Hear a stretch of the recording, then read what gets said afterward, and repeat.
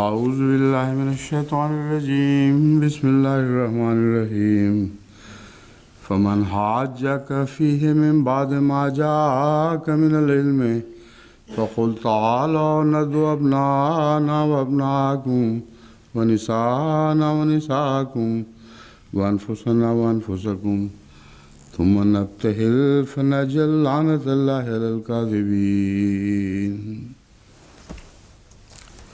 یہ وہ آیت مباہلہ ہے جس کے تعلق میں درس کا ایک سلسلہ جاری ہے۔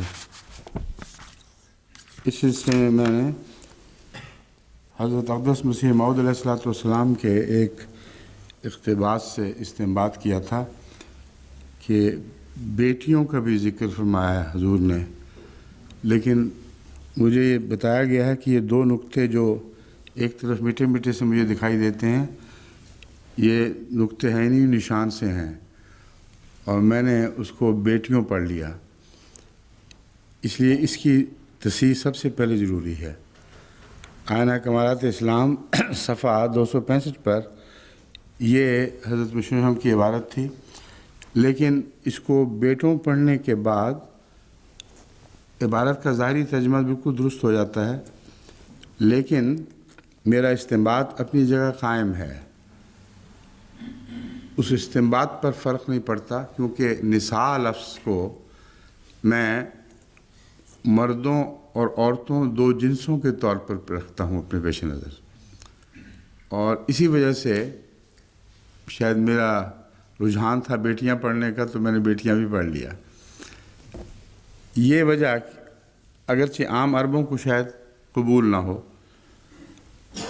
عربوں کا یہ خیال ہے کہ جب ہم یا نساء کا لفظ استعمال کرتے ہیں تو نساء میں بیٹیاں نہیں آیا کرتیں بلکہ بیویاں اول درجے پر، اور جب کہا جائے نساء المومنین تو اس میں بھی غالباً مومنوں کی بیویاں یا عورتیں مراد ہیں، لیکن جب ہم بیٹے کہتے ہیں تو ساری قوم کے مرد مراد ہوا کرتے ہیں، اور صرف اپنے صلبی بیٹے مراد نہیں ہوتے۔ اس پہلو سے میرا استنباط انڈیپینڈنٹلی اپنے طور پر یہی تھا، یہی اب بھی ہے کہ نساء المومنین میں بچیاں بھی شامل ہیں، ایسی عورتیں شامل ہیں جن کے نکاح نہ بھی ہوئے ہوں، شادی نہ بھی ہوئی ہو، اور یہ میرے نزدیک اس لیے ضروری ہے کہ ساری قوم پھر داخل نہیں ہوگی، مرد تو سارے داخل ہو جائیں گے اور قوم ساری داخل نہیں ہوگی۔ اس لیے میں ابھی بھی یہ سمجھتا ہوں کہ نساء لفظ جب عام بولا جائے، جیسا کہ قرآن کریم میں دو جگہ استعمال ہوا ہے، یا نساء النبی یا نساء المومنین، جب نساء المومنین کہا گیا تو میں اس کا مطلب یہی سمجھتا ہوں کہ مومنوں کی بیویاں صرف مراد نہیں، بلکہ مومنوں کی عورتیں جو ان کے گھروں میں ہیں بمقابل جنس مرد کے۔ اس لیے کسی کو اس موقف سے اختلاف ہو بھی تو میرے نزدیک یہ اس آیت کے منطوق کے عین مطابق ہے جس پر بحث ہو رہی ہے۔ اس میں قوم کے مرد اور قوم کی عورتیں، بیٹے اور بیٹیاں، جسے ہم قوم کی بیٹیاں کہتے ہیں، اس پہلو سے میں ان کو داخل ہی سمجھتا ہوں، اور جو اہل زبان ہیں ان کو اختلاف کا حق ہے، مگر اس صورت میں مباہلہ غیر متوازن ہو جائے گا، کیونکہ مرد تو ہر قسم کے شامل ہوں گے اور عورتوں کا ایک حصہ بیچ میں سے نکل جائے گا۔ حالانکہ مباہلے میں جو اصل مضمون پیش نظر ہے وہ پوری قوم ہے، ہماری قوم کا ایک جتھا اور تمہاری قوم کا ایک جتھا، یہ دونوں نکل آؤ۔ اس لیے وہ درستی تو میں نے کر دی، بیٹیوں کا لفظ یہاں نہیں ہے، مگر جو میرا مسلک ہے وہ اپنی جگہ اسی طرح اس بنا پر قائم ہے جو میں دلائل اب آپ کے سامنے رکھ رہا ہوں۔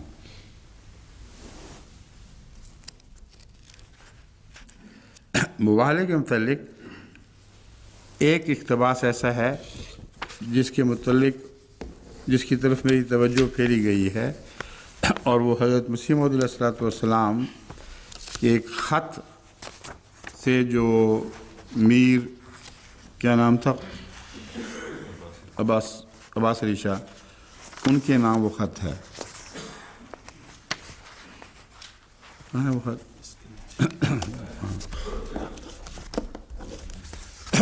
یہ ساری جو بحث گزر رہی ہے اس میں ان روایات کی میں نے تردید کی ہے بڑی سختی سے جو شیعہ روایات ہیں اور جو مسلمان سنی لٹریچر میں بھی راپ آ گئیں اور آیت کے ظاہر منطوق سے بالکل ٹکرا رہی ہیں۔ میری توجہ ایک ایسی روایت کی طرف پھیری گئی ہے جو میر عباس علی لدھیانی کے نام حضرت اقدس مسیح موعود علیہ الصلوۃ والسلام کے خط سے تعلق رکھتی ہے جو 1883 میں آپ نے اس کے نام بھیجا۔ اس ذکر میں حضرت مسیح موعود علیہ السلام فرماتے ہیں، ظاہر ہوتا ہے کہ انوار روحانی کا ایک سخت چمکارہ بیگانہ محض پر بھی جا پڑتا ہے، جیسے ایک عیسائی نے جبکہ مباہلہ کے لیے آن وسلم کے سلم ماں حسنین و حضرت علی و فاطمہ عیسائیوں کے سامنے آئے، دیکھ کر اپنے بھائیوں کو کہا مباہلہ مت کرو۔ یہ روایت وہ روایت ہے جو سنی لٹریچر میں راپ آ گئی تھی۔ حضرت مسیح موعود علیہ الصلوۃ والسلام نے اس روایت کو مباہلے میں حسین اور حضرت علی اور حسنین اور فاطمہ کی شمولیت کے ثبوت کے طور پر پیش کیا ہی نہیں، یہ لوگ نظر انداز کر دیتے ہیں۔ یہ بحث ہی نہیں ہے، نہ مباہلے کی کوئی بات ہوئی، نہ حضرت مسیح موعود علیہ الصلوۃ والسلام نے 1886 سے پہلے سرمہ چشم آریہ کے علاوہ مباہلے کا کوئی ذکر فرمایا ہے۔ یہ 83 کی تحریر ہے، جب مباہلہ خواب و خیال میں بھی کوئی نہیں تھا۔ یہ تحریر حضرت مسیح موعود علیہ الصلوۃ والسلام کے عشق رسول پر دلالت کرنے والی تحریر ہے، نہ کہ مباہلے کی منطقی بحث میں استعمال کرنے کی بات۔ حضرت مسیح علیہ السلام اگر اس روایت کو سچا سمجھتے تو اپنی مباہلے کی تحریروں میں کسی ایک جگہ بھی اس کو داخل فرماتے، کسی تحریر میں جو مباہلے سے تعلق رکھتی ہو حضرت اقدس مسیح موعود نے اس روایت کو شامل نہیں فرمایا۔ جو عشق رسول والی بات یہ ہے وہ یہ کہ رسول اللہ صلی اللہ علیہ وسلم کا کہ ہر حسن پر رسول اللہ حضرت مسیح علیہ السلام کی نظر پڑتی تھی ایک حرص کے ساتھ کہ یہ بھی ہے آپ میں، یہ بھی ہے، اور اپنے محبوب کے حسن کے جلووں میں آپ کھوئے جاتے تھے۔ اس روایت کا یہ مفہوم بنے گا کہ اگر یہ روایت سچی ہے، وہ حضرت مسیح علیہ السلام کے الفاظ میں یہ بنے گا، اگر یہ روایت سچی ہے تو اس کا صرف یہ نتیجہ نکالنا جائز ہے کہ محمد رسول اللہ علیہ وسلم کے حسن پر نگاہ پڑھ کے، آپ کے جلال و جمال پر نگاہ پڑھ کے دشمن بھی مغلوب ہو گیا۔ اس سے زیادہ اس کا کوئی نتیجہ نہیں نکلتا۔ اس لیے جب میں ان روایات کو قرآن کریم کی روح سے رد کروں گا تو نعوذ باللہ حضرت مسیح علیہ السلام کے موقف کے خلاف نہیں ہوگا، کیونکہ آپ کا اصل موقف جو کتابوں میں چھپ گیا ہے ان میں کسی مباہلے کے ذکر میں آپ نے اس روایت کا ذکر نہیں فرمایا، محض اس خیال سے اس موقع پر ذکر فرمایا ہے کہ دیکھو محمد رسول اللہ کا حسن، اگر یہ روایت سچی ہو تو حضرت محمد رسول اللہ کے حسن نے غیروں کو بھی مروب کر دیا، اس سے زیادہ کوئی نتیجہ نہیں ہے۔ اس لیے کوئی یہ خیال نہ کرے کہ گویا یہ اس کے خلاف ہے۔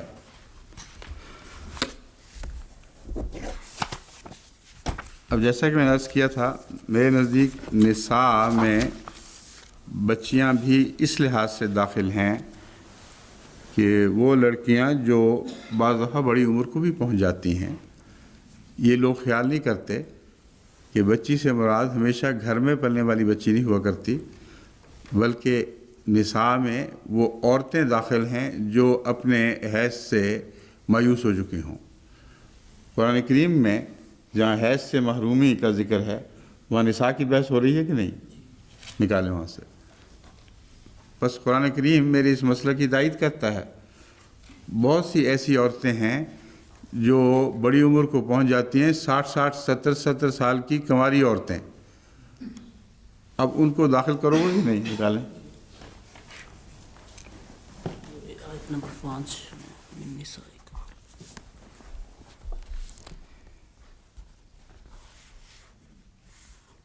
واللائی یحسن من المحیض من نسائکم ان ارتبتم فعدتہن ثلاثۃ اشہر واللائی لم یحضن وأولاۃ الأحمال أجلهن أن يضعن حملهن ومن يتق الله يجعل له من أمره يسرا ذلك أمر الله أنزله إليكم ومن يتق الله۔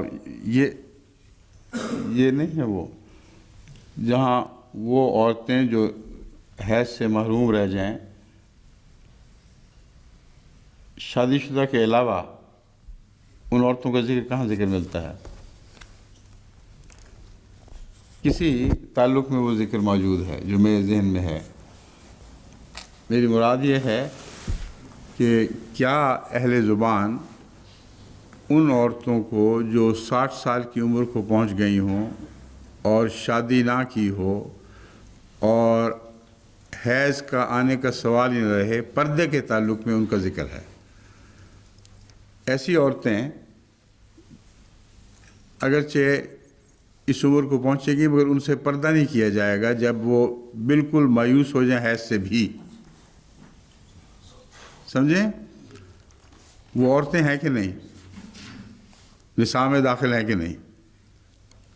اور کنواریاں بھی ہیں، اور کنوارے رہتے رہتے اس عمر کو پہنچ گئی کہ پھر حیض آ بھی نہیں سکتا، اس وقت وہ پردے میں ڈھیل کر دیں تو کوئی حرج نہیں۔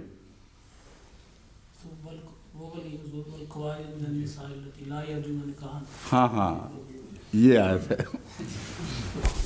اس لیے اللہ کے فضل سے جو قرآن کریم کی جگہوں کی یادداشت ہے مضامین کی، وہ میری بالکل پختہ ہے، اگرچہ حوالہ فوراً اس طرح نظر نہیں آتا جیسے حفاظ قرآن کو نظر آ جاتا ہے۔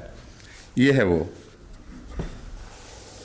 والقواعد من النساء اللاتي لا يرجون نکاحا فليس عليهن جناح ان يضعن ثيابهن غیر متبرجات من زینہ وان یستعففن خیر لهن۔ یہ آیت ہے، بالکل قطعی ثبوت اس بات کا جو میں پیش کر رہا ہوں۔ نساء کے لفظ میں قرآن کریم ایسی معمر عورتوں کو داخل فرما رہا ہے اتنی قطعیت کے ساتھ کہ کوئی ذی ہوش اس کا انکار نہیں کر سکتا۔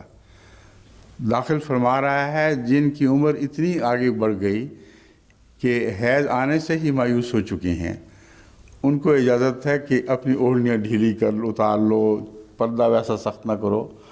اب بتائیں یہاں لفظ نساء ہے کہ نہیں؟ بس اہل عرب جو چاہیں کہیں، میں تو قرآن کا غلام ہوں۔ قرآن کریم نے جب لفظ نساء میں غیر شادی شدہ عورتوں کو داخل فرمایا ہے، اور یہ آیت اس کا قطعی ثبوت ہے، پھر جو چاہے جتنا مرضی لغت کا اعتراض کرے، مجھے اس کی کوڑی کی بھی پرواہ نہیں۔ بس میرا نساء سے استنباط اس بنا پر بہت قطعی تھا، اس لیے حضرت مسیح علیہ السلام کی تحریر میں لفظ بیٹیوں پڑھا گیا، مگر میں جانتا ہوں کہ مسیح علیہ السلام کی جیسی قرآن کے معارف پر نظر تھی ویسی کسی اور کی نہیں ہے، اس لیے آپ لفظ عورت کو ان معنوں میں نساء لے رہے ہیں جو میں بیان کر رہا ہوں۔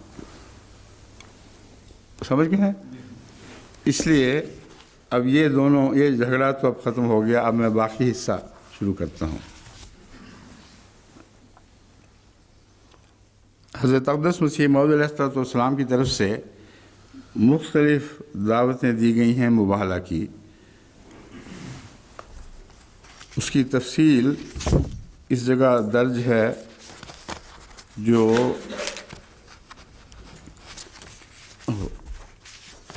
غلطی سے ہونے لگا تھا وہی کام۔ ہاں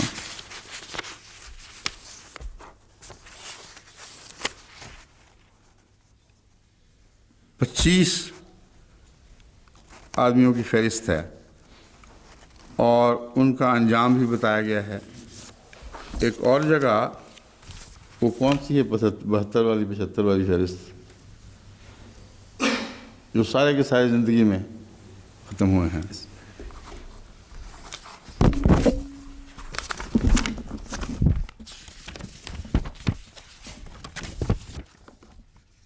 یعنی لمبی فہرست بھی لگی ہوئی تھی صاحب۔ ہاں، ایک فہرست شائع ہوئی ہے، یہ کون سی کتاب کے آخر پہ ہے؟ جامع آتم، یہ حوالہ ہے اس کے۔ اچھا جی، روحانی خزائن انجام آتم جلد 11 صفحہ 64 تا 72۔ اس میں ایک فہرست شائع ہوئی ہے جو ایک مبالغے کے ایک ایسے مضمون پر بھی روشنی ڈالتی ہے جس میں مدت کا معین ہونا مباہلے والے کی عمر، مباہلے کی دعوت دینے والے کی زندگی سے تعلق رکھتا ہے، صرف سال یا 2 سال کی بحث نہیں ہوتی۔ اس لیے حضرت مسیح موعود علیہ السلام کی تحریروں میں جہاں سال کا ذکر ہے وہاں مسلمان ابرار اور صلحاء کی سنت کا حوالہ دیا گیا ہے۔ ان کے نزدیک 1 سال کی مدت ضروری ہے، لیکن حضرت مسیح موعود علیہ السلام نے بطور معمور من اللہ جو مباہلے کی دعوت دی، اس میں ان سجادہ نشینوں کے نام درج ہیں، تمام کے نام درج ہیں جن کو یہ دعوت دی گئی، اور اس کا انجام یہ ہوا، وہ کہاں ہیں؟ وہ پھر سارے مر گئے ہیں، سارے مر گئے، تو دکھائیں نا اصل چیز تو وہ ہے۔ یہ سارے نام جن کی فہرست انجام آتم کے آخر پہ درج ہے سجادہ نشین اور مولویوں پر مشتمل ہیں۔ بڑے بڑے چوٹی کے سجادہ نشین، بڑے بڑے چوٹی کے مولوی، ان سب کا نام تھا۔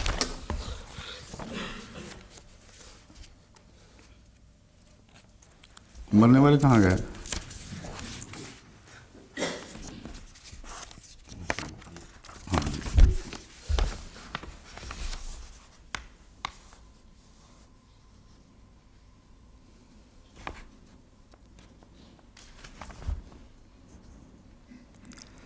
حقیقت الوحی کی اشاعت کے وقت جو 1907 میں ہوئی، مولویوں میں سے جن کی فہرست کتنی لمبی ہے، یہ اس کا لکھا ہوا ہے، ہاں، یہ ساری تحریر میں ساری بات کھل کے آ جائے گی، پھر یہ سلسلہ مضمون کا یہاں ختم ہو جائے گا۔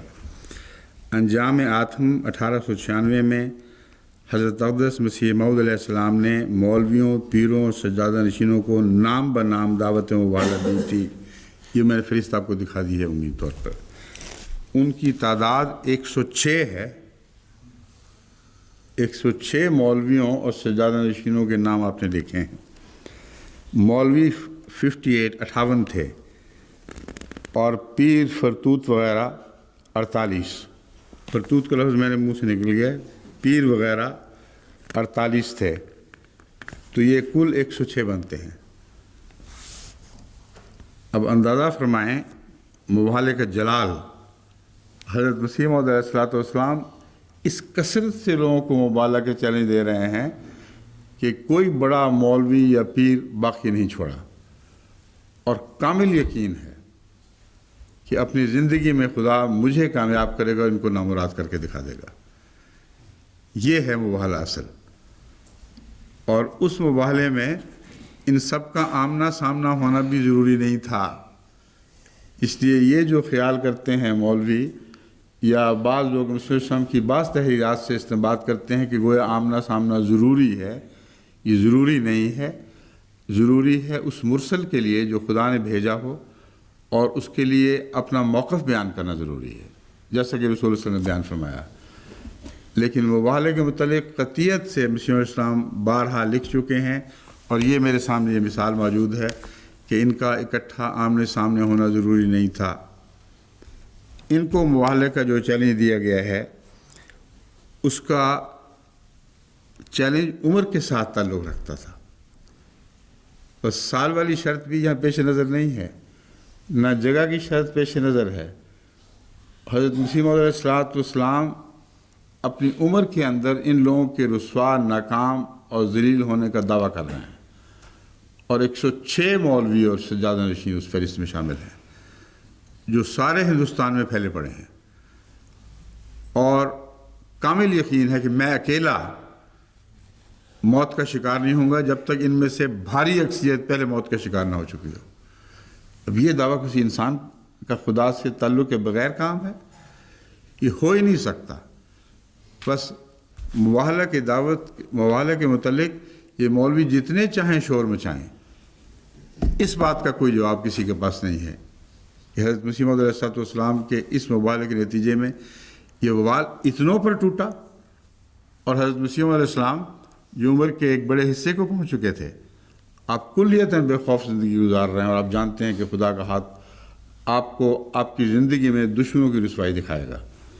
یہ وہ ہے ساری تحریر، اس کا پس منظر میں نے بیان کر دیا، اب غور سے سن لیجیے۔ نام بنام دعوت مباہلہ دی تھی، ان کی تعداد 106، مولوی 58، پیر وہی 48، اور حقیقت الوحی کے اشاعت کے وقت جو 1907 میں ہوئی، مولویوں میں سے صرف 20 زندہ تھے۔ 106 جن کو دعوت دی گئی تھی۔ حقیقت الوحی میں اگرچہ تعداد 52 لکھی گئی ہے، مگر دراصل جیسا کہ ہم نے یہاں لکھا ہے 58 مولویوں کے نام درج ہیں، اور وہ دیکھ کر ہمارے علماء نے نکالے ہیں۔ وہ کہیں غلطی سے لفظ 58 52 ہو گیا ہے، جیسا کہ غلطیاں اس قسم کی میں بھی کر جایا کرتا ہوں۔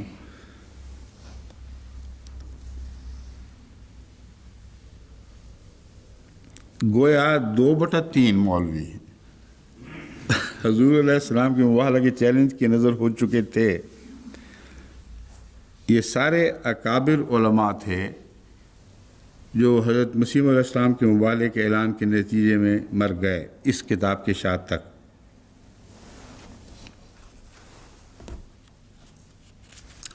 اور پھر وہ باقی ہیں ان 20 میں سے جو بچے تھے، جو اس حقیقت الوحی کی اشاعت کے بعد مسیح السلام کی زندگی میں موت کا شکار ہو گئے۔ بس یہ خیال کہ صرف 2/3 بچے تھے، یہ غلط خیال ہے۔ اور آگے حضرت حقیقت الوحی میں بعض ان لوگوں کے نام موجود ہیں کہ جو حضرت مسیح علیہ السلام کے سامنے ذاتی طور پر نکلے ہیں، اور انہوں نے گویا اپنی طرف سے چڑھائی کی ہے، وہ بھی اس دور میں سارے مارے گئے۔ تو حضرت مسیح علیہ السلام کی زندگی میں حقیقت الوحی کی اشاعت تک 2/3 مر چکے تھے، اور باقی اکثر آپ کی زندگی میں مارے گئے۔ جو چند بچے ہیں، گنتی کے چند، ان کے متعلق یہ نہیں کہا جا سکتا کہ انہوں نے دل میں توبہ کر لی تھی یا نہیں کی تھی، کیونکہ وہ خاموش ہو کر پیچھے ہٹ گیا اور غائب ہو گئے۔ جس نے بھی جرأت دکھائی، بے باکی دکھائی، آگے بڑھا، وہ مارا گیا، یا طاعون سے پکڑا گیا یا کسی اور بیماری سے مارا گیا۔ یہ خلاصہ ہے حضرت اقدس مسیح موعود علیہ السلام کے مباہلے کا۔ بس وہ تحریر جو میں نے آپ کے سامنے پڑھ کر دکھا دی ہے، عورتوں والی بھی اور وہ دوسری بھی، اس کا جو ابہام کسی کے ذہن میں تھا میں جواب دے چکا ہوں۔ نساء سے مراد مسلمان عورتیں ساری کی ساری ہیں، خواہ وہ بیاہی ہوں یا بیاہی نہ ہوں، اور قرآن اس پہ گواہی دیتا ہے۔ عورتوں کا لفظ جو مسیح موعود علیہ السلام استعمال فرماتے ہیں تو قرآن کے اس بیان کے مطابق فرماتے ہیں، کیونکہ مسیح موعود علیہ السلام سے بڑھ کر قرآن کریم پر اور کسی کی نظر نہیں تھی۔ یہ بات واضح ہو گئی کہ آپ لوگوں پر اب کھل گئی؟ جزاک اللہ۔ اب بہت سی مباہلے کی ایسی تحریریں ہیں جو اگر میں پڑھتا انفرادی طور پر تو مختلف مواقع پر ان بحثوں میں الجھ کر یہ کب ہوا تھا، کس طرح ہوا تھا، نذیر سے کیا مباہلہ ہوا، اور فلاں ہندو آریہ سے کیا ہوا، یہ بہت سی تفاصیل میں جانا پڑے گا، اور یہ مرکزی بات رہ جائے گی جو میں نے اب بیان کی ہے۔ اس لیے ان سب روایتوں کو میں چھوڑ رہا ہوں ایک طرف۔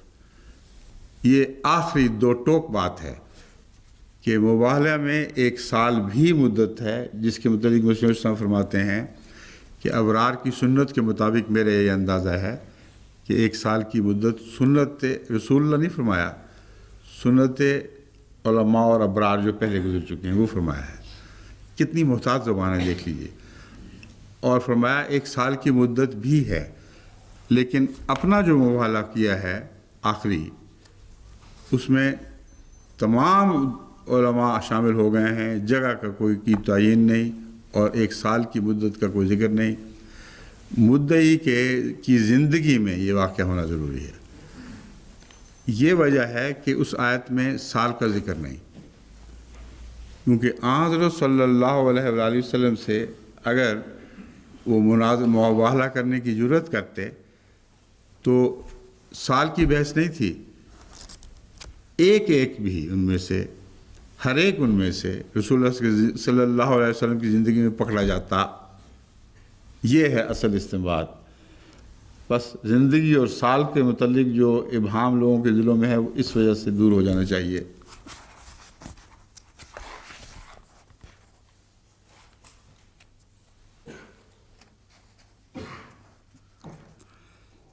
جہاں آپ نے فرمایا اسی مجلس میں مناظرہ کر لو، ایک موقع پر مباہلہ کر لو، اس مباہلے میں آپ نکلے ہیں اور پہلے اپنے دعوی پر تقریر فرمائی ہے، اور تقریر فرمانے کے بعد چونکہ دشمن سامنے نہیں آیا اس لیے آپ نے لیان کیا ہے اپنے اوپر کہ اگر میں جھوٹا ہوں تو یہ لیان ہے، اور وہ دشمن جو سامنے نہیں آیا اس پر لیان نہیں فرمایا، وہ ان کا اپنا کام ہے۔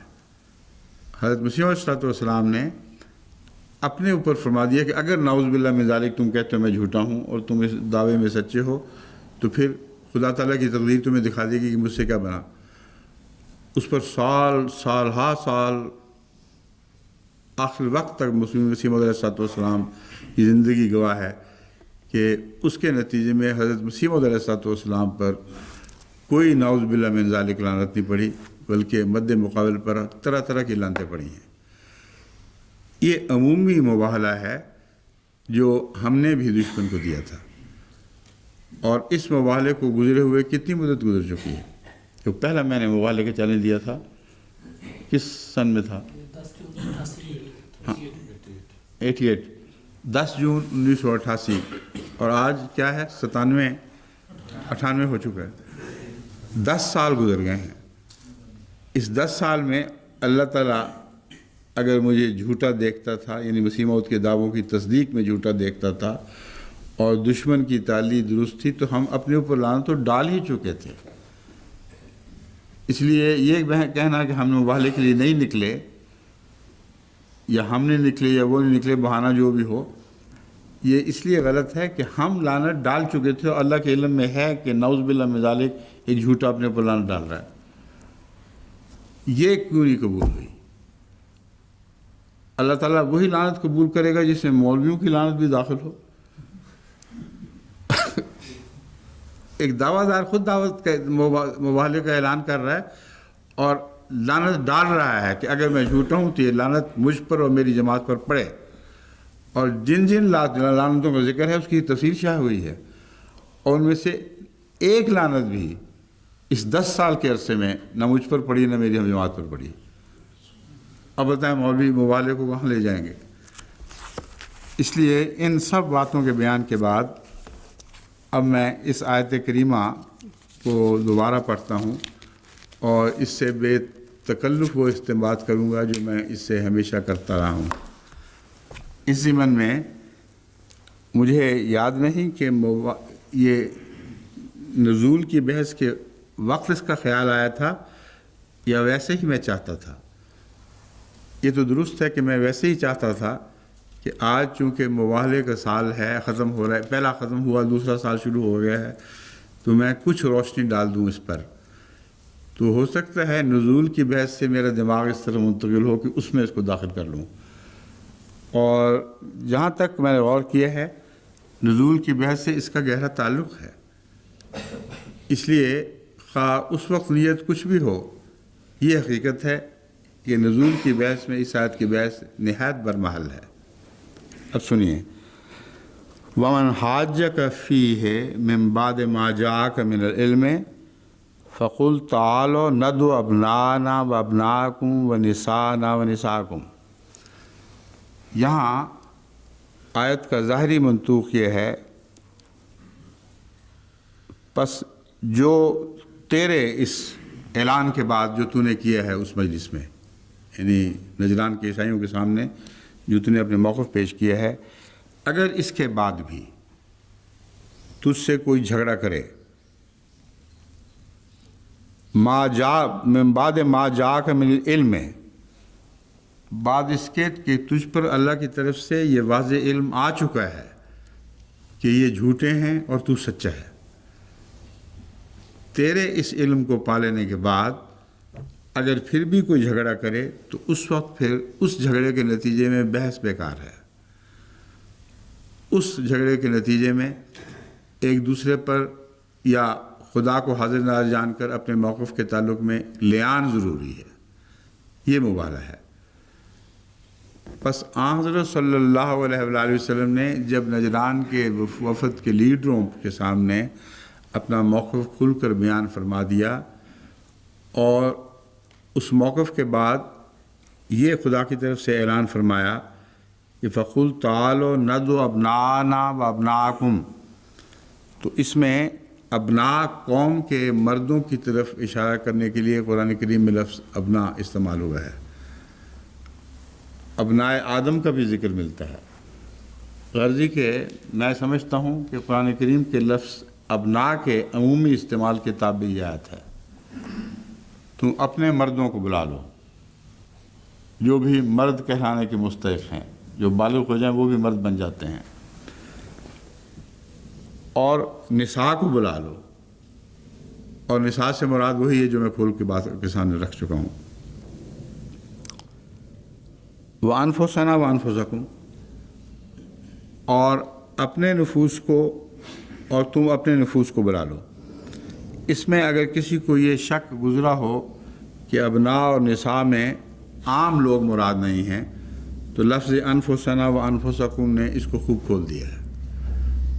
مراد یہ ہے کہ تم اپنی جانیں جتنی بھی ہیں، یعنی پوری قوم کی نمائندگی کرنے والی، ان کو بلاؤ، اور ہم اپنی جانوں کو بلا لیتے ہیں۔ لیکن ندعو میں بلانے سے کیا مراد ہے؟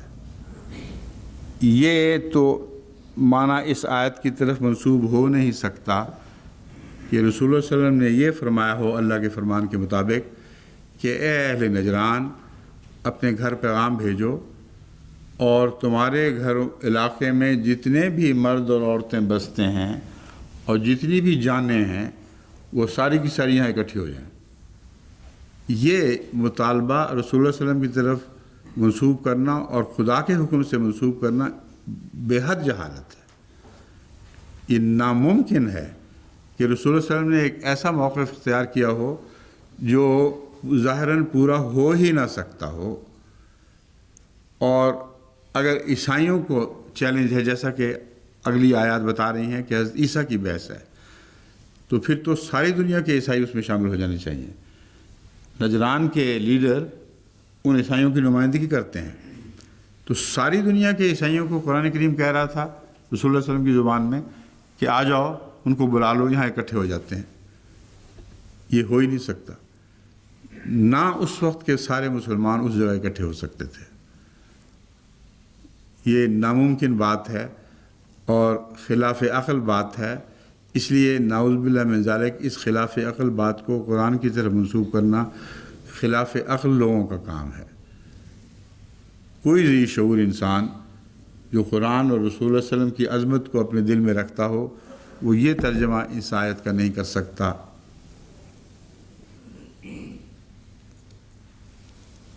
ثم نبتہل فنجل لعنت اللہ علی الکاذبین، یہ نہیں فرمایا کہ ایک دوسرے پر لعنت ڈالو، فرمایا لفظ الکاذبین کو پکڑ لو۔ اس میں تو کسی کو اعتراض ہو ہی نہیں سکتا۔ جھوٹوں پر خدا کی لعنت یہ ایک عام مضمون ہے جو سارے قرآن میں چل رہا ہے۔ اس موقع پر لعان ہی ہے دراصل جو مرکزی نقطہ ہے ان آیات کا، اور صرف جھوٹے پر لعنت کا مطالبہ کیا گیا ہے، اور جب جھوٹوں پر لعنت ہو تو وہ جھوٹے نمائندہ ہونے ضروری ہیں، ورنہ مباہلے کی یہ آیت اپنے منطوق کے لحاظ سے بے معنی ہو جائے گی۔ اس لیے یہ دوسرا پہلو اس سے نکلتا ہے کہ اگر سرداروں کو مباہلے کا چیلنج دیا گیا ہے تو اسی صورت میں ممکن ہے کہ ان کی قوم ان کے ساتھ ہو۔ اگر ان کی قوم ان کے ساتھ ہے اور ان کو اپنا سردار سمجھ کر یہ اختیار دیتی ہے تو پھر یہ مباہلے کا چیلنج معنی رکھتا ہے۔ اگر قوم ان کو اختیار ہی نہیں دیتی تو پھر یہ مباہلے کا چیلنج کوئی معنی نہیں رکھتا۔ بس حضرت صلی اللہ علیہ وآلہ وسلم کو تو سارے عرب میں تمام مسلمانوں کا رہنما ہونے کا، روحانی امام ہونے کا اختیار تھا۔ ان لوگوں کو یہ اختیار بھی نہیں تھا جن کو چیلنج دیا گیا ہے، ان کو نجران کے ایک محدود علاقے کے لوگوں کی نمائندگی کا اختیار تھا، اور جن پر اختیار تھا ان کو بھی وہ بلانے سے معذور تھے۔ بس بلانے سے مراد اعلان عام مراد ہے۔ ان سب کو پیش نظر رکھ کر جن کے تم نمائندہ ہو، اعلان عام کرو کہ ہم ان کی نمائندگی میں آپ کو ہر اس دعوے میں جھوٹا سمجھتے ہیں جو آپ نے ہمارے سامنے پیش فرمایا ہے، اور یقین رکھتے ہیں کہ آپ نے اپنے آپ کو جھوٹا سمجھنے کے باوجود یہ اعلان کیا ہے۔ یہ دوسرا پہلو ہے جو بڑی قطعیت سے ثابت شدہ ہے۔ بس اگر نعوذ باللہ من ذالک ایک مدعی یہ کوئی دعویٰ کرتا ہے اور اپنے موقف کو کھول دیتا ہے اور مخالف پہ لوگ اس کو جھوٹا سمجھنے کے باوجود، یہ اس خیال کے باوجود کہ وہ جان کر جھوٹ بول رہا ہے، اپنے موقع پر اصرار کرتے ہیں، تو ان سے اس قسم کے مباہلے کے سوا کوئی چارہ نہیں رہتا۔ لیکن مباہلہ قوم کے نمائندوں سے ہوگا، اس قوم کے نمائندوں سے ہوگا جو ان کو اپنا نمائندہ تسلیم کرتے ہوں، اور مباہلے کے لیے وہاں اکٹھا ہونا ضروری نہیں ہے، جیسا کہ نجد کے وفد کے لیے ممکن ہی نہیں تھا کہ وہ سارے وہاں اکٹھے ہو جاتے۔ بس ندوہ میں ایک اعلان عام ہے، تم اپنے ماتحت ساری قوم کو شامل کر لو، ہم اپنے ماتحت ساری قوم کو شامل کر لیتے ہیں، مرد اور عورتیں، بیاہتا اور غیر بیاہتا، جو بھی ہماری قوم کا سرمایہ ہے، یہ سارا اس مباہلے کا شکار ہوگا اگر مباہلہ کرنے والا جھوٹا نکلا۔ اور عمر کی وجہ جیسا کہ میں نے بیان کی ہے، سال کی وجہ یہ ہے کہ رسول اللہ علیہ وسلم کی عمر پیش نظر ہے۔ حضرت صلی اللہ علیہ وآلہ وسلم کی زندگی تک اس مباہلے کا فیصلہ ہو جانا چاہیے تھا، لیکن وہ تو بھاگ ہی گئے، اس لیے موقع پیش نہ آیا۔ بعد میں جو لوگوں نے 600-700 سال کے بعد حدیثیں گھڑی ہیں، انہیں رسول اللہ علیہ وسلم کی طرف ایسی باتیں منسوب فرمائی ہیں جن کو یہ آیات قطعیت سے جھٹلا رہی ہیں کہ پرندے اور چرندے اور پتے اور گھاس، ہر چیز جو زندہ ہے وہ ساری جل کر ہلاک ہو جائے گی۔ یہ اس آیت کا دعویٰ نہیں ہے، یہ مولویوں کا دعویٰ ہے، اس لیے وہ اس دعوے کو ثابت کرنے کے لیے جو چاہیں کریں۔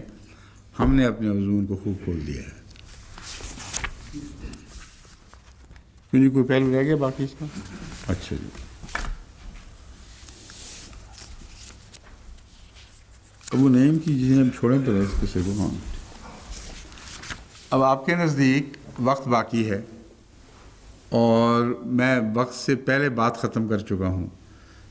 میرے نزدیک یہ اللہ کی حکمت ہے کہ وقت باقی ہے، کیونکہ ایک انتہائی ضروری بات جو سورہ فتح سے تعلق میں نے بیان کرنی تھی وہ نظر انداز ہو گئی، اور وہ بات وہی ہے جس کے متعلق حضرت مسیح موعود علیہ السلام کے اس اقتباس میں اشارہ موجود ہے کہ اس موقع پر جو خدا تعالیٰ کا وعدہ ہے وہ ہمیشہ کی بات کی آنے والی فتوحات کا وعدہ ہے، اور کسی ایک فتح کا وعدہ نہیں۔ اس عبارت کو پڑھنے میں تو میں نے غلطی کوئی نہیں کی نا، یہی عبارت ہے نا۔ اب دیکھیں اس کا وہ آخری حصہ کتنا ضروری تھا میرے لیے آپ کے سامنے پڑھ کر سنانا، جو سورہ فتح کا آخری حصہ ہے، اور حضرت مسیح موعود علیہ الصلوۃ والسلام کے اس موقف کو انتہائی تفصیل سے بیان کرتا ہے، اور جماعت احمدیہ کا ذکر اس میں موجود ہے۔ اس لیے اس صورت میں اس حصے کو چھوڑ دینا یہ اس صورت کا حق ادا کرنے والی بات نہ بنتی۔ اب میں وہ آخری حصہ جو چھٹ گیا تھا وہ آپ کے سامنے پڑھ کے سناتا ہوں مشترا۔ هو الذی ارسل رسولہ بالہدی ودین الحق لیظہرہ علی الدین کلہ وکفی باللہ شہیدا۔ محمد رسول اللہ صلی اللہ علیہ وآلہ وسلم جن کو وعدہ دیا جا رہا ہے، اس وعدے کا یہ خلاصہ ہے۔ وہ ذات جس نے اپنے رسول کو ہدایت اور حق دین حق کے ساتھ بھیجا ہے، اس لیے بھیجا ہے لیظہرہ علی الدین کلہ۔ صرف عربوں پر فتح کی بحث نہیں ہو رہی، محض علاقوں پر فتح کی بحث نہیں ہو رہی، اس لیے بھیجا ہے کہ اسے تمام ادیان باطل پر جو رسول اللہ علیہ وسلم کے دین اور قرآن کے دین کے مخالف ہیں ان پر غالب کر دے۔ یظہرہ میں مراد رسول اللہ علیہ وسلم لیتا ہوں، لیکن بعض لوگ کہتے ہیں دین الحق مراد ہے۔ جو بھی مراد ہو غلبہ محمد رسول اللہ کا ہی ہوگا۔ لیظہرہ یہ فتح کا وعدہ ہے جو عظیم الشان فتح ہے، جس کی کوئی فتح دنیا میں کبھی کسی کتاب میں مذکور نہیں ہوئی۔ قیامت تک کا وعدہ ہے، چند سالوں کا وعدہ نہیں۔ وکفی باللہ شہیدا، اور اللہ گواہی دے رہا ہے، اس سے بہتر اور گواہی کیا چاہو گے؟ وہ کافی ہے گواہ کے طور پر۔ جب کہا جاتا ہے کفی باللہ شہیدا تو مراد یہ ہے کہ زمانہ بتا دے گا، آئندہ آنے والے حالات ثابت کر دیں گے کہ اللہ کی گواہی سچی نکلی ہے۔ یہ ہے اس کی شان نزول۔ محمد رسول اللہ صلی اللہ علیہ وآلہ وسلم والذین معہ، اور وہ جو آپ کے ساتھ ہیں، اشداء علی الکفار رحماء بینہم، کفار پر بڑے سخت ہیں اور آپس میں بے انتہا رحیم و کریم ہیں۔ رکعاً سجداً، ان کو تم خدا کے حضور جھکتے ہوئے اور سجدے کرتے ہوئے دیکھو گے۔ یبتغون فضلا من اللہ ورضوانا، وہ ہر فضل اللہ ہی سے چاہتے ہیں اور اسی کی رضوان چاہتے ہیں۔ سیماہم فی وجوہہم، ان کی نشانیاں ان کے چہروں پر، ان کے پیشانیوں پر ہیں۔ سیماہم فی وجوہہم میں چہروں سے مراد، یہ تو کہا جائے سیماہم سے مراد سجدے کی نشانیاں بھی لیا گیا ہے، مگر فی وجوہہم میں وجوہ کا وہی معنی لیتا ہوں اس میں شان شامل ہوتی ہے۔ ان کے چہرے بڑے شاندار ہیں، جس سے اللہ کا چہرہ شاندار ہے، اسی سے انہوں نے نور پکڑا ہے، اور محمد رسول اللہ کے چہرے کی طرح ان کے چہروں پر بھی نور آ گیا ہے۔ تو اس پہلو سے میں سیماہم کا ترجمہ سجدے کے گٹے نہیں لیتا، بلکہ سجدوں کے نتیجے میں جو پیشانیوں پر نور ابھر آتا ہے وہ مراد لیا کرتا ہوں۔ ذالک مثلہم فی التوراۃ، یہ ان کی مثل تورات میں بیان ہوئی ہے۔ ومثلہم فی الانجیل، اور یہی محمد رسول اللہ کے غلام ہیں جن کا ذکر انجیل میں بھی ملتا ہے، اور یہ وہ ذکر ہے جس کا جماعت احمدیہ سے اٹوٹ تعلق ہے۔ بس یہ فتح کے وعدے آج بھی جاری ہیں، یہ وہی فتح کے وعدے ہیں جو ہم اپنی آنکھوں سے پورا ہوتے دیکھ رہے ہیں، اور ابھی بہت دیکھنے باقی ہیں۔ یہ شان ہے اللہ تعالیٰ کی طرف سے اس آیت کی کہ اس زمانے سے لے کر قیامت تک کی ساری باتیں جو ظہور پذیر ہونی تھیں وہ حضرت محمد رسول اللہ کے فتح کے وعدے میں داخل فرما دیں۔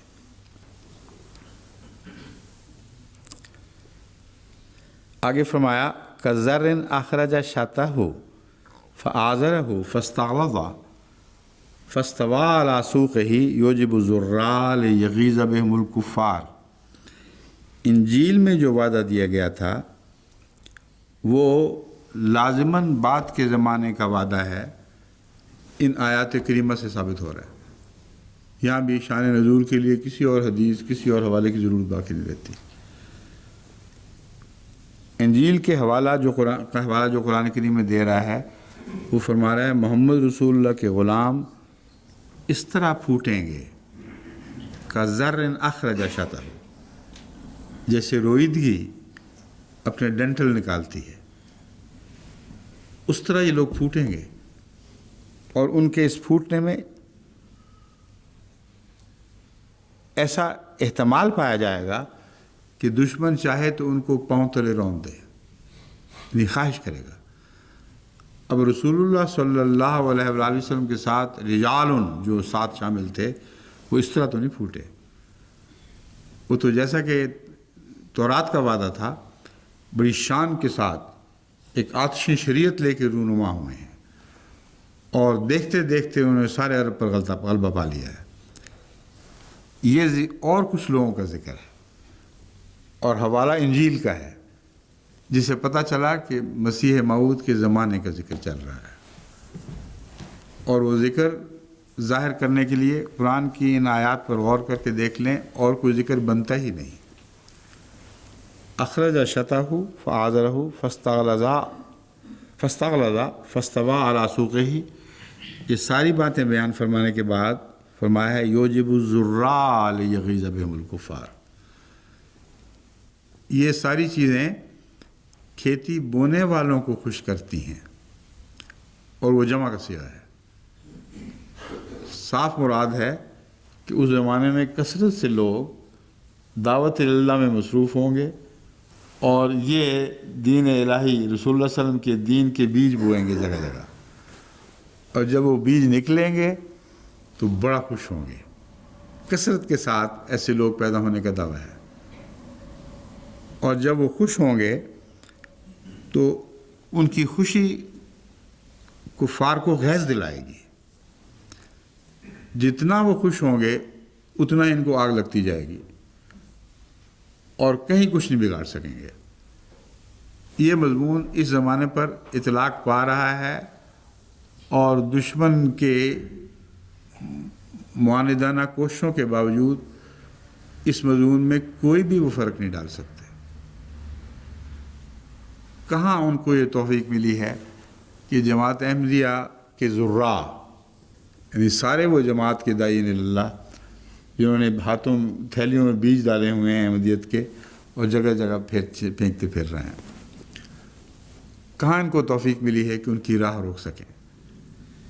قیدیں کر دیتے ہیں، مار بھی دیتے ہیں، مقدمے بھی بنا لیتے ہیں، مگر یہ قافلہ اسی طرح آگے بڑھتا چلا جا رہا ہے، اور اس قافلے کو روکنے، اس کے قدم تھامنے کی ان کو ہمت نہیں ہے۔ 10 سال ہو گئے ہیں مجھے یہ باتیں کہتے ہوئے، 10 سال میں ایک دن دکھائیں کہ جب ان زراء کے قدم یہ مولوی روک سکے ہوں۔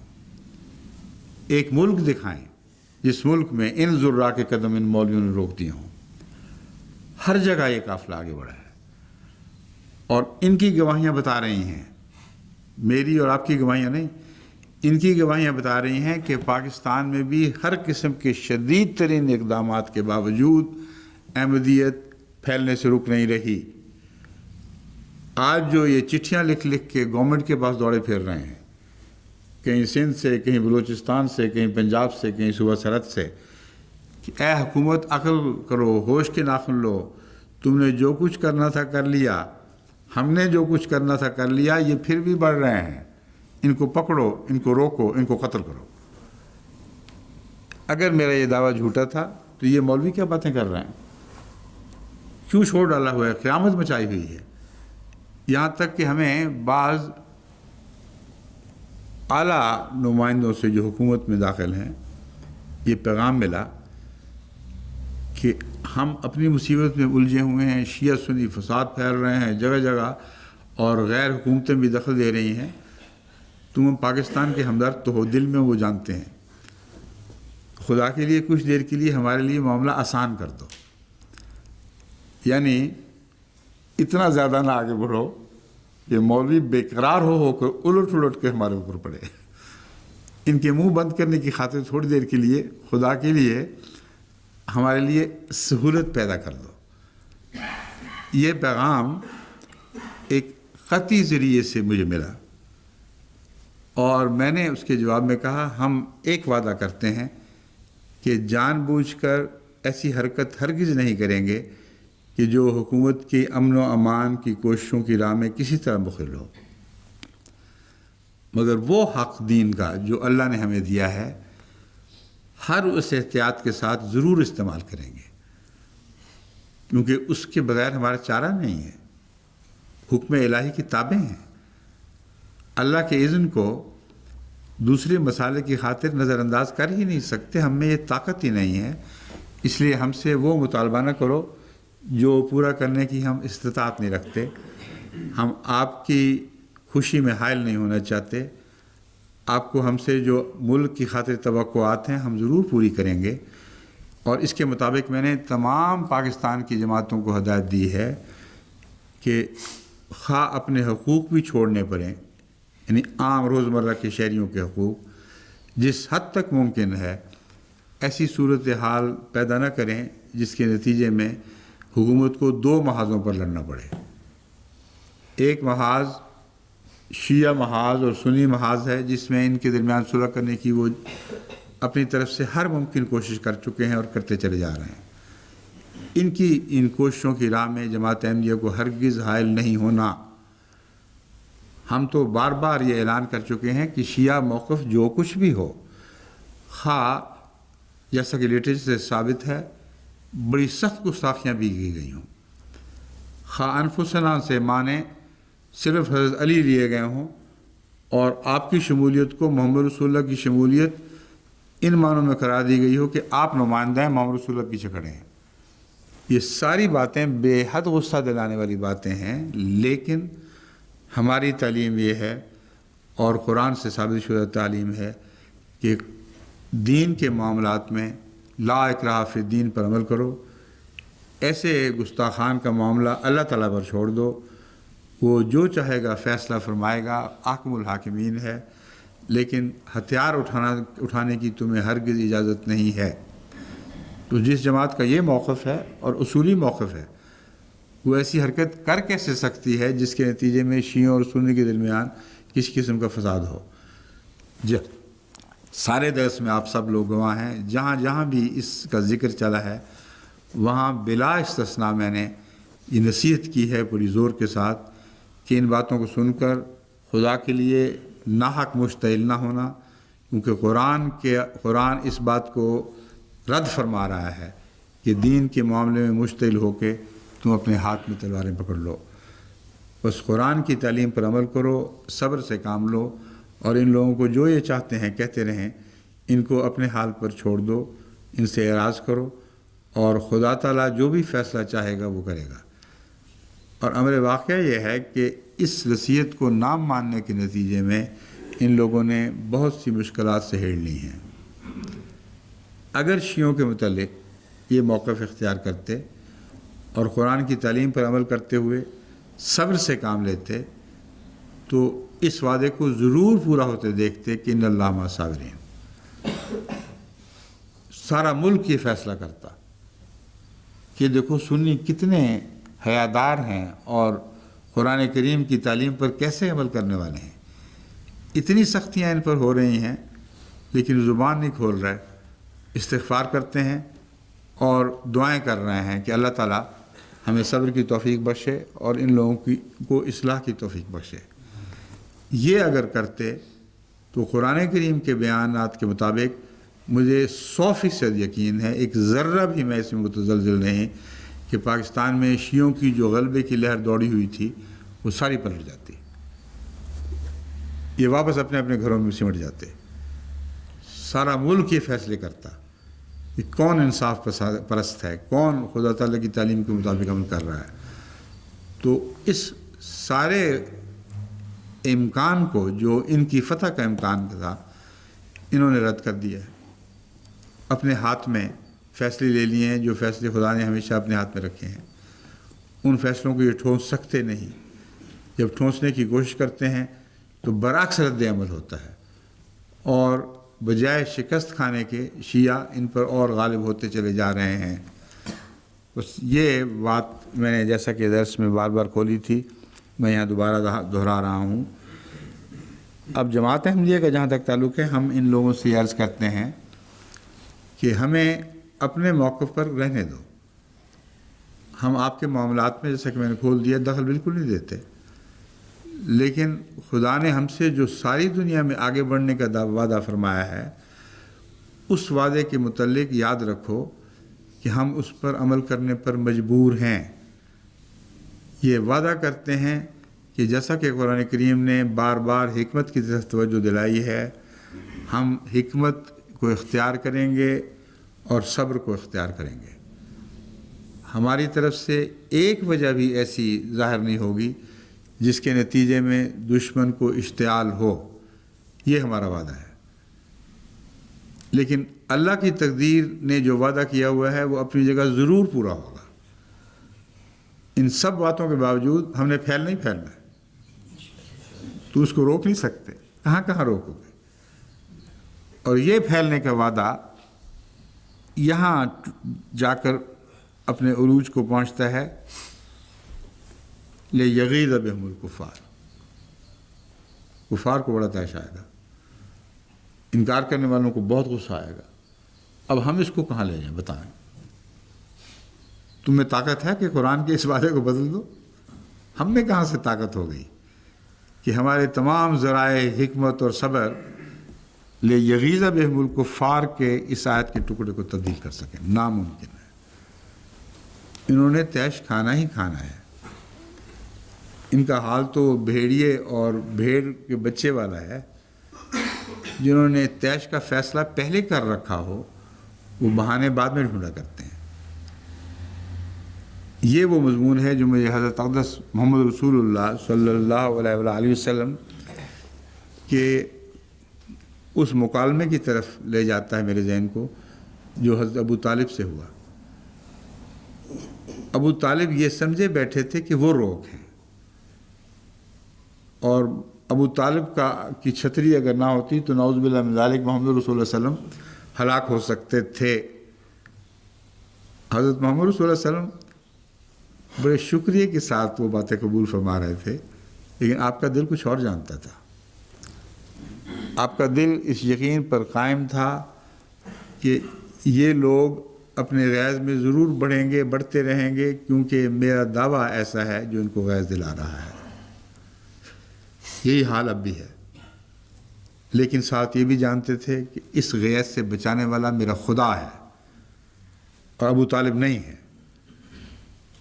یہ آپ کے اخلاق حسنہ کا کمال ہے کہ اس وقت تک خاموشی سے دیکھ رہے ہیں اور گزر کر رہے ہیں، اور ابو طالب کو جو احسان کا زوم ہے کہ میں احسانات کر رہا ہوں، اس زوم میں خلل انداز نہیں ہوئے. لیکن جب ابو طالب نے چیلنج کر دیا، واقعتاً یہ سمجھا کہ میں ہوں جس نے محمد رسول اللہ اور آپ کے صحابہ پر ایک چھتری تان رکھی ہے، تو آپ نے فرمایا اس چھتری کو اٹھا لو.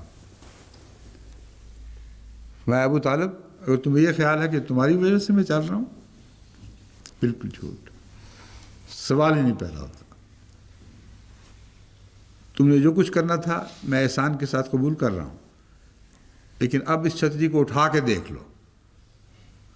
جو چاہیں یہ کفار مکہ کریں، نہ ان کی لالچ کے نتیجے میں ہم اپنے موقف کو بدل سکتے ہیں، نہ ان کے جبر کی دھمکیوں کے نتیجے میں ہم اپنے موقف کو بدل سکتے ہیں. آپ نے فرمایا خدا کی قسم اگر میرے دانے ہاتھ پر یہ سورج اتار لائیں اور بائیں ہاتھ پر چاند اتار لیں تو تب بھی میں اس دعوے سے باز جانے والا نہیں ہوں. یعنی تمام جلال و جمال کی طاقتیں جو ان کے وسط سے ان کے مقدر میں ہیں وہ میرے قدموں میں ڈال دیں تو میری ایک ٹھوکر کی نظر ہو جائے گی، مجھے ان کی کچھ بھی پرواہ نہیں ہوگی. میں نے اپنے رب کے حسن اور جلال اور جمال کو ضرور بیان کرنا ہے. اب اس تقدیر کو کوئی ٹال نہیں سکا تھا. حقیقت یہ ہے کہ غیظ کی وجہ الہی وعدوں کا پورا ہونا ہے. یہ بات جب لوگ نظر انداز کر دیں تو ان کو معاملے کی سمجھ نہیں آتی. مجھ سے باہر کی دنیا میں جب میں سفر کرتا ہوں، بہت سے لوگوں نے یہ سوال کیے ہیں کہ بتائیں آپ کے پیچھے کیوں پڑ گئے ہیں. ایک صاحب جو بہت بڑا مقام رکھتے ہیں سیاست میں بھی، اور وہ ملوث تھے پاکستان کے معاملات میں بھی، وہ ریٹائر ہو گئے تو پھر غیر احمدی مولویوں وغیرہ کے ساتھ ان کا ملنا جلنا شروع ہوا، اسلام کی تائید میں ہو گئے وہ، اور ان کے اثر سے انہوں نے یہ سمجھا کہ ہم ضرور کوئی غصہ دلانے والی باتیں کرتے ہیں، اس لیے وہ ایک مجلس میں آئے تو مجھے سمجھانے کی خاطر انہوں نے کہا برا نہ منائیں مگر آپ کچھ تو کرتے ہوں گے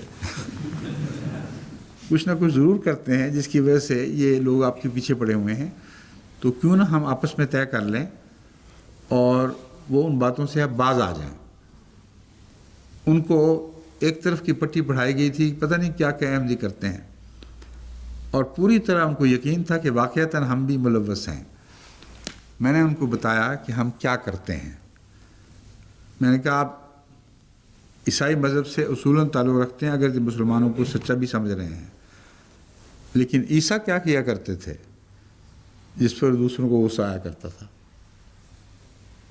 وہ مجھے ذرا سمجھائیں۔ کچھ دیر وہ ڈوبے رہے مضمون میں، میں نے کہا میں سمجھ گیا ہوں عیسیٰ کیا کیا کرتے تھے۔ عیسیٰ سوائے اس کے اور تعلیم نہیں دیا کرتے تھے، ایسی تعلیم کے سوا تعلیم نہیں دیا کرتے تھے جس پر کسی ہوش کو غصہ آ ہی نہیں سکتا۔ ایک گال پر تھپڑ مارو دوسرا آگے کر دو، کون پاگل ہے جو اس پہ غصہ کرے گا؟ تو ان کو بات سمجھنے میں کافی دیر لگی، غور کرتے رہے، پھر میں نے ان کی مدد کی۔ میں نے کہا آپ ذرا تاریخ انبیاء پر، مذاہب پر نظر ڈال کر دیکھیں، غصہ محض کامیابی کی وجہ سے آتا ہے، ترقی کی وجہ سے آتا ہے، ورنہ ہزار اختلاف ان کے آپس میں ہیں، ایک دوسرے کو گالیاں دیتے، جہنم کا ایندھن قرار دیتے، جو کچھ کہہ دیں، ایک دوسرے پر ایسا غصہ کبھی نہیں آیا کہ سارے مجتمع ہو جائیں اس بات پر کہ اس پودے کو مٹانا ہے۔ یغیظ بہم الکفار، اس بات پر کبھی تم ان کو متفق نہیں دیکھو گے کہ سارے یہود فرقے اس بات پر متفق ہو چکے ہوں کہ فلاں فرقہ جو مسیح کے علاوہ ایسی باتیں کرتا ہے کہ آؤ ہم سارے مل کر اس ایک کو کچل دیں، کبھی بھی نہیں ہوا۔ حالانکہ ان کے آپس کے اختلاف اس سے بہت زیادہ شدید تھے جو حضرت مسیح کی تعلیم میں ملتے ہیں۔ بس پھر اس کو میں نے اچھی طرح سمجھایا کہ دیکھو غصہ جو آتا ہے وہ خدا کی طرف سے تائید کے نتیجے میں غصہ آتا ہے، اور اس تائید کو وہ بندے جن کی تائید ہو رہی ہے روک کیسے سکتے ہیں؟ کتنی پاگل پر کی بات ہے۔ اللہ نے ہماری تائید کا فیصلہ کر لیا ہو، ہماری تائید میں نشانات دکھا رہا ہو، اور ہم کہیں نہ اللہ میاں یہ نہ کرنا، ہمیں لوگ ماریں گے۔ اللہ تعالیٰ فرماتا ہے لوگ مجال ہے ماریں، تمہیں ماریں گے تو صحیح مگر معمولی نقصان پہنچائیں گے، اور جماعت کے اعتبار سے تم میری حفاظت میں آگے بڑھو گے۔ اس معمولی نقصان کی سند رسول اللہ صلی اللہ علیہ وآلہ وسلم کے جہاد ہیں، اس میں چھوٹا موٹا معمولی نقصان پہنچا ہے، مگر اس معمولی نقصان کے بدلے میں جو عظیم فتح ہوئی ہے اس کی کوئی مثال تاریخ عالم سے پیش نہیں کی جا سکتی۔ ایک دفعہ میں نے گنتی کی کہ کل صحابہ اول یوم سے لے کر آخر تک شہید ہوئے ہیں، ان کی تعداد کیا ہے، اور اس کے مقابل پر فتح جو ہوئی ہے سارا عرب فتح ہو گیا ہے۔ وہ کتنی چھوٹی سی قربانی ہے جس کو ہم بڑھا چڑھا کر اس لیے پیش کرتے ہیں کہ وہ توئی ہے۔ توئی ہونے کے لحاظ سے اس قربانی کی بڑی عظمت ہے، اور حضرت مسیح موعود علیہ السلام نے اسی عظمت کی طرف اشارہ کیا ہے کہ دیکھو تو صحیح ابراہیم کا مقام کہ توئی طور پر وہ اور تعویلیں بھی کر سکتا تھا، مگر اپنے ہاتھ سے چھری اپنے بیٹے کی گردن پر رکھ دی۔ یہ قربانی ہے توئی، جس سے آگے ساری قربانیوں کی عظمت کا مضمون ظاہر ہوتا ہے۔ بس رسول اللہ صلی اللہ علیہ وآلہ وسلم کے زمانے کی قربانیوں کو جو بے شمار قرار دیا جا رہا ہے حضرت مسیح علیہ السلام کی طرف سے بھی، ان معنوں میں وہ بے شمار تھیں کہ انہی کے تابع جو قربانیاں آج جماعت دے رہی ہے وہ بھی حضرت محمد رسول اللہ علیہ وسلم کی وہ قربانیاں ہیں جس میں آپ نے اپنی اور صحابہ کی گردن خدا کی رضا کے سامنے رکھ دی تھی۔ بس اس مضمون کو میں نے گو اس تفصیل سے ان کے سامنے نہ بیان کیا ہو، مگر اب میں اس بات کو کھول رہا ہوں کہ یہ مضمون ہے جس میں جماعت احمدیہ ہر قربانی کے لیے تیار ہے۔ اگر جماعت کی طرف سے شرارت کی کوئی کوشش نہ ہو اور حکومت کو یہ خیال ہو کہ ہمارے سائے تلے جماعت پڑ رہی ہے، تو آج میں اعلان کرتا ہوں کہ وہ چاہیں تو اپنا سایہ اٹھا لیں۔ تکلیفیں پہنچیں گی، اس میں کوئی شک نہیں، کچھ شہادتیں بھی ہوں گی، لیکن یہ میں یقین دلاتا ہوں کہ ان کے اس سایہ اٹھانے سے خدا کا سایہ پہلے سے بہت بڑھ کر جماعت کے سر پر قائم ہوگا، اور اس زور اور شدت سے جماعت کی تائید میں الہی لہریں اٹھیں گی کہ پاکستان تو پاکستان تمام دنیا پر چھا جائیں گی، اور ان کے شور سے جو آسمانی شور بعض دفعہ تائید میں اٹھا کرتا ہے، دنیا کا کونا کونا گونج اٹھے گا۔ یہ دعویٰ نہیں ہے، یہ ایک ایسی حقیقت ہے جو قرآن کے دعووں پر مبنی ہے، اور اس حقیقت کو آزمانا چاہتے ہو تو آزما لو، لیکن یاد رکھو کہ ہم تم سے ہر قسم کا تعاون کرتے ہیں، مگر خدا جو ہماری تائید کر رہا ہے ہم اس کو روک نہیں سکتے کہ اے خدا تو اس تائید سے ہاتھ اٹھا لے ورنہ ہم مارے جائیں گے۔ ہم ہرگز نہیں مارے جائیں گے۔ جماعت نے ضرور ترقی کرنی ہے، پاکستان میں بھی کرنی ہے، باہر بھی کرنی ہے، ہندوستان، بنگلہ دیش، سب جگہ کرنی ہے اور کر رہی ہے تو مولویوں کو طے آیا ہوا ہے، کر رہی ہے تو بھاگے پھرتے ہیں، ایوان صدر کے دروازے کھٹکھٹاتے ہیں کہ آپ اب ہم میں سے آ گئے ہیں، اب کچھ کریں ان کا۔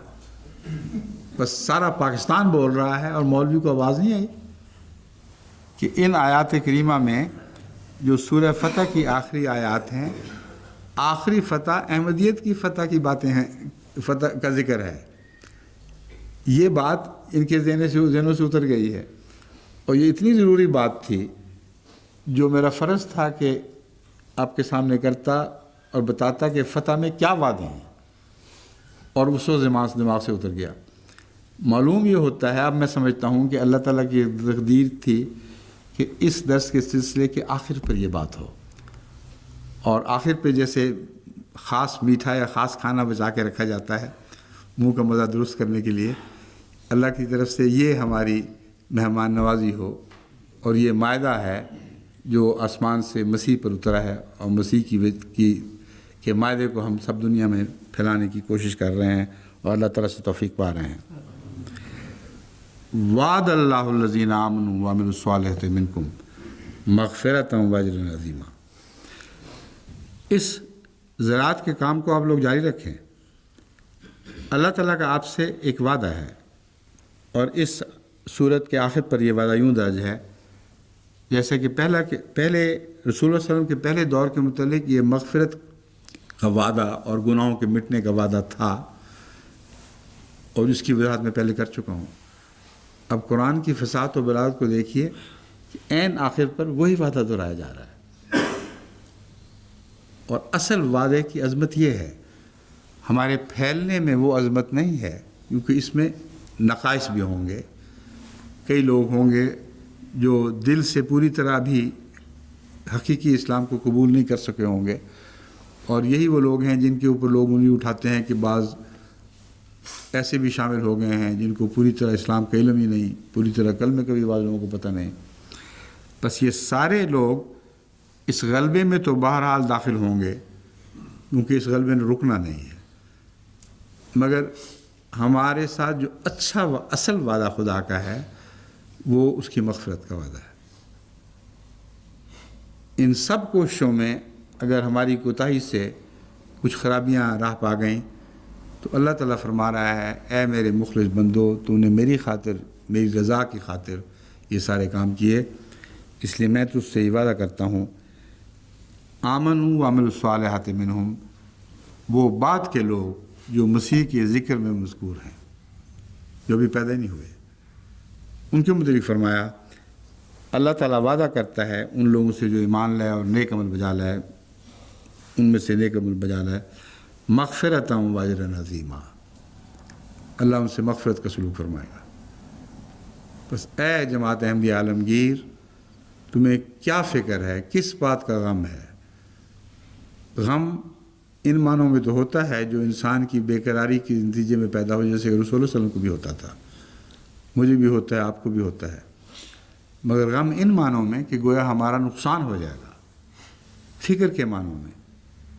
جماعت احمدیہ کا ہرگز مقام نہیں ہے کہ وہ چلا نہیں جا سکتا۔ اور اب جو اجر عظیمہ کی باتیں ہو رہی ہیں وہ اس پھیلاؤ کے بعد ہیں۔ اس اجر عظیم سے میں یہ سمجھتا ہوں کہ آن حضرت صلی اللہ علیہ وآلہ وسلم کی سیرت کے غلبے کا وعدہ ہوگا۔ اس سے بڑا اجر ہمیں کوئی نہیں مل سکتا۔ ہم جس کام میں مصروف ہیں اس کا منتہا یہ ہے کہ آن حضرت صلی اللہ علیہ وآلہ وسلم کی حکومت ساری دنیا پر ہو، مشرق پر بھی ہو اور مغرب پر بھی ہو، اور وہی ایک رسول ہو جس کی مطابقت کے دعوے سے فخر سے لوگ چہرے فخر سے صرف مدینہ اور فخر بھی تھا کہ خدا نے مجھے چنا ہے۔ اس بات اس لیے میں نے فکر کو یہ بنا لیا ہے کہ تمتما اٹھیں اس یقین کے ساتھ کہ اللہ کی مغفرت کی چادر نے ہمیں ڈھانپ لیا ہے اور اجر عظیم کا وعدہ کیا ہے جس کی خاطر ہم اپنی جان مار رہے ہیں، اور یہ ہے کہ آن حضرت صلی اللہ علیہ وآلہ وسلم کی حکومت مشرق پر بھی ہو اور مغرب پر بھی، شمال پر بھی اور جنوب پہ بھی، اور ساری دنیا نور مصطفی سے چمک اٹھے، اور ایک نور ہی نور ہے جو رسول اللہ کا نور جو ساری دنیا میں پھیل جائے۔ یہ اگر ہو تو اس سے بڑا اجر اور کیا ہو سکتا ہے؟ بس انشاءاللہ باقی وقت ہم انہی دعاؤں میں صرف کریں گے کہ اللہ تعالیٰ ہمیں یہ اجر عطا فرمائے۔ جہاں تک مجھ میں کوشش تھی میں نے ہر پہلو سے اس موالے کے مضمون کو کھول دیا اور سورہ فتح کے مضمون کو بھی ہر طرح سے کھول دیا ہے۔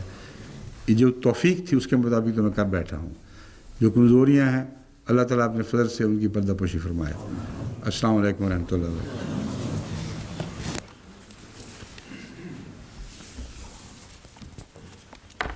جی اب جس ترتیب میں چاہیں